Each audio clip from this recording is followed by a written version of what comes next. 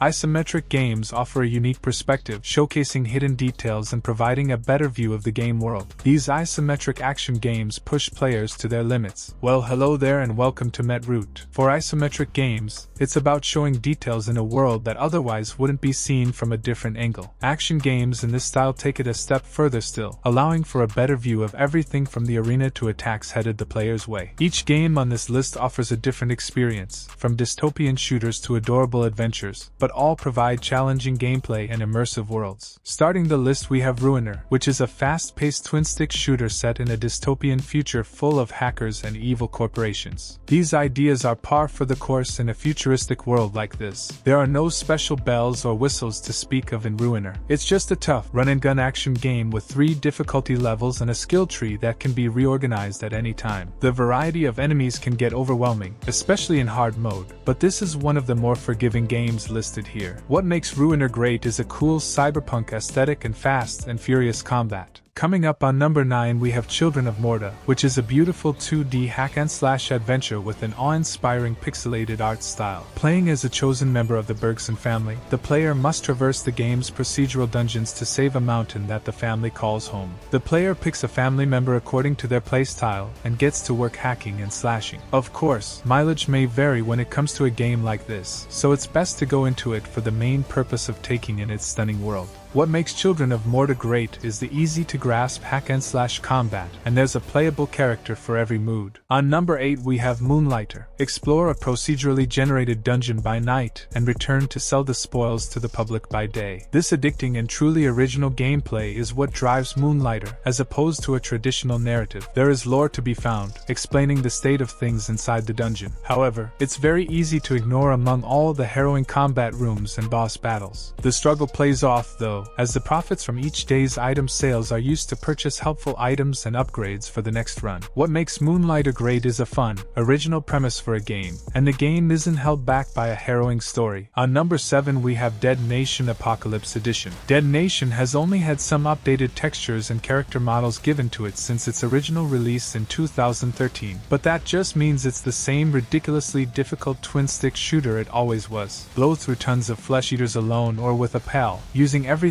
from guns to dynamite. The environment is meant to be exploited as well. For instance, shooting a car will set its alarm off, attracting any nearby horde. Shoot it a few more times and watch it start raining chunks. Dead Nation is perfect for anyone who can't get enough of the gory zombie genre that has captured the hearts of so many over the years. What makes Dead Nation Apocalypse Edition great is that it has many ways to dispatch the dead and plays in a genre of horror that is timeless. Coming up on number 6 we have Death's Door. Morbid and charming in the same breath, Death's Door is obsessed with the loss of life. In it, a bureaucratic entity that deals with the reaping of souls has secrets that the player uncovers by progressing through the 3 main zones of the game, Metroidvania style. Death's Door's challenge comes when contending with the varied combinations of enemies and their attack patterns, as well as the game's beefy bosses who all have no health bar to speak of. The player character, Crow, has some tricks under their wing to protect themselves, though, like a powerful fireball and some well-timed dodge rolls. What makes this isometric action game great is a dark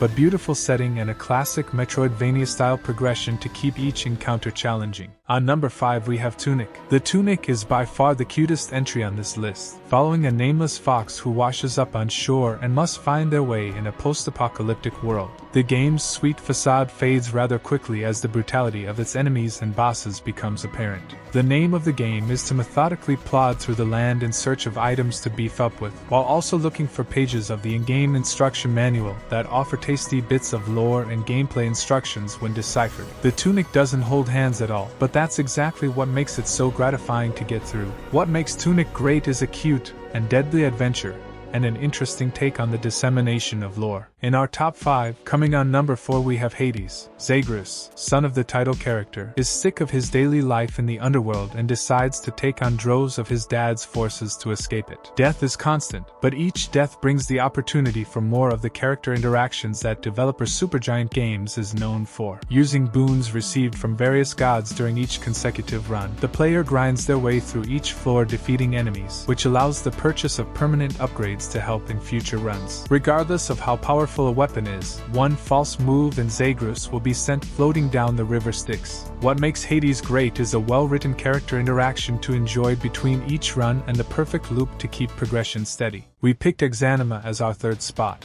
Exanima's gameplay is similar to games like Human Fall Flat, where the controlled character moves in a slow, drunken manner. Movements tend not to be pulled off exactly as imagined, and in combat one wrong move will see a trained knight ragdolling across an arena. Play through story mode or create another character, and join arena mode for some good old gladiatorial combat. With enough practice, movements become purposeful, weapons and their specific uses become apparent, and the game becomes a bit more manageable. What makes Exanima great is the funny movements that have an impact on each fight, and a rewarding learning curve. On second spot we have Helldivers. Twin stick shooting has never been as hectic as it is when playing Helldivers. 4 players choose a loadout, and a planet to land on which determines the difficulty of a run. Then, select from 3 enemy types to fight while working through objectives. Complete or fail those assigned tasks before calling in a dropship for a quick escape. On higher difficulties, Helldivers is brutal, especially since friendly fire is always on. Bullets fly in every direction, so at times, a buddy's skill at handling a gun means the difference between a failed state and a clean getaway. What makes Helldivers great is testing different mission parameters can change a given mission, and a fun opportunity to rage with friends. Finally, we have Curse of the Dead Gods as our number 1 pick.